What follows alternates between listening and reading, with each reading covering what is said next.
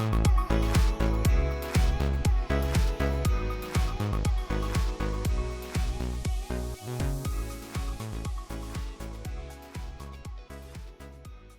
guys, what's up? And welcome to this review for the Roku Premiere streaming stick. It's also similar to the Roku Express HD streaming media player stick as well. I'll say stick, it's not really a stick. It's actually just sort of a HDMI and a power cable, as you can just see. So I've got HDMI, that goes in the back of your TV. So it's a very simple thing really, it's quite small.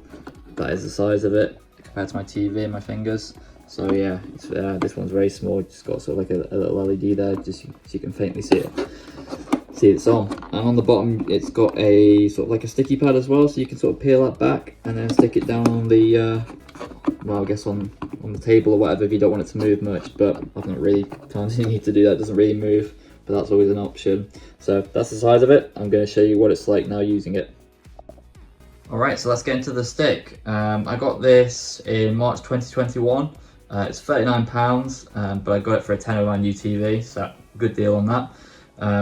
But yeah, this is the Roku Premiere, so this is, I think, slightly similar to the Roku Express HD streaming media player they've got now, pretty much similar in terms of specs. It's HDMI, so that's how you connect it, and it's Wi-Fi enabled. So there's no Ethernet, no USB, no micro SD, but there is HD. It does say 4K on Wikipedia, but I don't think that's true for this one. I think this is just 1080p. But it does have, I think it's got DTS. Not sure about Dolby Atmos, I don't think it has that though. And yeah, infrared remote comes with, not the best remote, I'll show you what it looks like, it's right there. But yeah, so you got your back button, you've got your back into focus, you've got your home button, you've got your up, down, left, right buttons, and okay. Got sort of a, I think that's a rewind back 30 seconds sort of button. Stars sometimes used for some of the apps, and then rewind, pause, play, and fast forward. And you also got sort of quick buttons, I guess, for Netflix, Google Play Store, Recruiting TV, and Spotify as well. So quite a slim, sleek, easy to use remote. No unnecessary buttons on there, so yeah, no fault for that really. I'll just zoom out. No fault on that remote there. Using my TV, this is my bedroom TV, so it's got the, that's where I put the Roku stick at the moment. Obviously my other TV is my Philips Ambilight TV, which is Android, so no need for a streaming stick on that. It's a brand new TV, it's got all the smart functionality built in. But this older TV, I think it's about 2015. This TV doesn't have any sort of, well, it's got very limited smart functionality on it if I go here. So it's got a few apps, but they're very slow because this TV's like, you know, 6-7 years old now. The processor on it's a bit slow. But as you can see, it's got the Roku stick on there, it recognises it, and it's got the logo for it, and that basically turns it into a smart TV straight away. No problems there really. Let's go ahead and get rid of that menu. So yeah, so this is a streaming stick, stream content to a non-smart TV or a smart TV if you want to, and it's maybe slowed down or whatever. As I said, via Wi-Fi. It's got voice search via the app, although I don't believe that's true for this stick. Some of the more expensive models do. Like the 4K ones. This is sort of the entry-level, cheaper one really. So this one sort of compares to the Amazon Fire Stick or the Google Chromecast really, which I'll go to in a minute on those. But yeah, it's also got screencasting, so you can sort of cast your Apple iPhone to it, or maybe iPads as well, I think. Not sure about Android, I don't think this is an Android stick, so I think if you wanted that capability, you're best off looking at the group Google Chromecast. But if you want iPhone connectivity to this, you can do that. That's a good thing about this one, because my other TV is Android, so my iPhone will not connect to it. Unfortunately, I can't beam it up to the TV. But yeah, there's plenty of apps and stuff on here. You can get all your movies on here, TV shows, and you've got plenty of apps such as BBC iPlayer, Netflix, Amazon Prime Video, Apple TV, Now TV, you know, so forth really. There's so many apps. I'll go through those in a sec. And yeah, so for a minimal entry level stick, I think about £30 or £40, it's not bad really. Like I said, I got this for £10 because I got a deal with my TV, but even £30 is really good. And then setup, yeah, it's very easy to use as well, straight out the box, ready to go in minutes. You just sort of plug it, take out the box, plug in the power cable to a 3-pin wall socket in the UK, plug that into the other end of the Roku stick, plug the HDMI cable into your TV and the back of the Roku stick, and that's it, ready to go. No setup or anything like that really. I think you have to maybe sign or you have to tick a few boxes to accept privacy and stuff, but pretty much straight away ready to go out the box. So it's really good like that. So I'll go ahead and get into the stick now, I think. Right, so these are the apps here that I've got installed at the moment. So you can see I've got Netflix, it gives you a little preview as well for some of them. Prime Video, Disney Plus, BBC iPlayer, ITV Hub, Channel 4, My5, Apple TV, Sky News, TuneIn Radio, Now TV, Roku TV. So yeah, got loads. These are just the apps that I've got installed because these are the ones I use. I think this is an advert here, so I don't know why sometimes it puts adverts. So it's slightly annoying because obviously, you've paid for the stick, you don't want to be seeing adverts, but I think they're like sort of related, but obviously it takes up quite a lot of the screen real estate, so probably something I'd like to see gone, really, if possible. But yeah, my feed, I don't really use too much of the other menus, really. I do just sort of use it to get into these apps, and these apps are really responsive once you get into them. There's no issue there. I can't really play any of the apps because I'm going to get copyright striked, but yeah, there's no issue with them, really. Spotify as well, that works great, so there's no issue there. Yeah, all the apps are sort of really quick to use, as you'd expect, really, for this stick, which is only a year or so old. I'm not currently signed in at the moment, so I can't show you that one. But yeah, I'll go through the settings as well, just to show you what there is here. So you can set up your network, set up new remotes if you need to, change the theme of it. You change the screensaver and stuff. I'm just using defaults at the moment. Automatically displays your screen. Captions if you need CC. Change your audio as well, or your audio output. You can set shortcuts for your home screen. I'm not going to go through that, but you can set up your payment methods for if you want to buy movies and stuff like that. Apple AirPlay and HomeKit there, so it is, as I said, it's Apple AirPlay enabled, so you've got that functionality. And that's about it, really, apart from settings. So we go to About.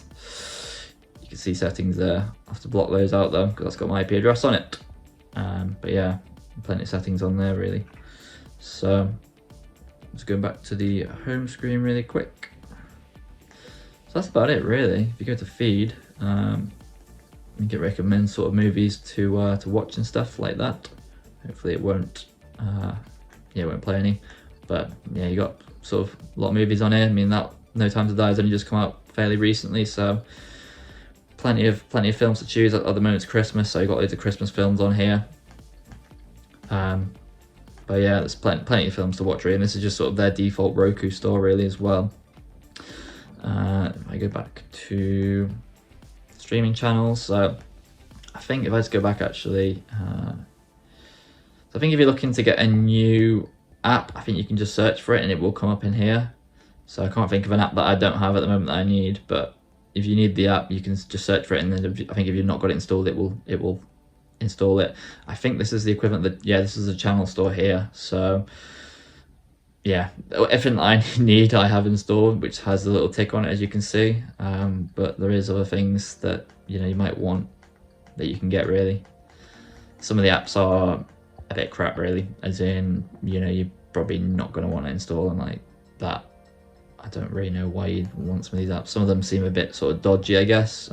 Maybe not dodgy, but like, wouldn't really have much use for them, really, to be honest. So, but it's there. I don't know how it works in terms of the store, whether anyone can upload an app or these are just apps that Roku has made. I'm guessing it's probably free to make an app for this, so there's probably going to be loads that you're not going to want to really spend time looking through, really. But look, there's plenty of options: food, international, kids, lifestyle, news and weather, music, all sorts. So plenty of choice there for apps. And like I said, a lot of the big apps are on here. So I think the one that isn't at the moment that's a big app is TikTok. If I just search for that, really. I think I'm probably searching in the wrong bit, actually. Streaming channels.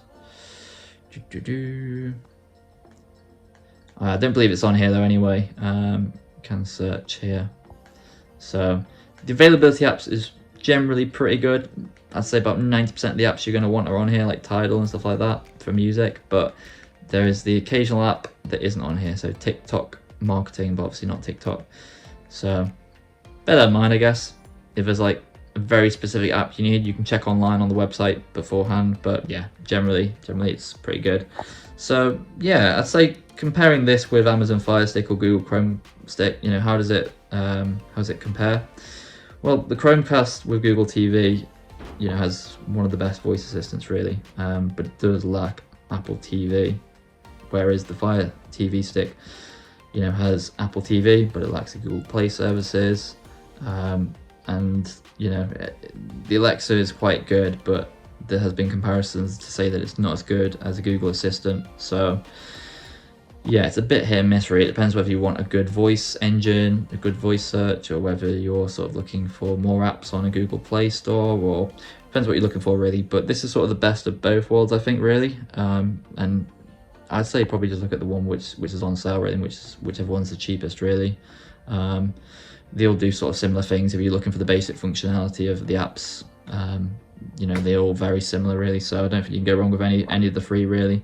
But yeah, that's about it really. I think I've gone through everything I wanted to go through.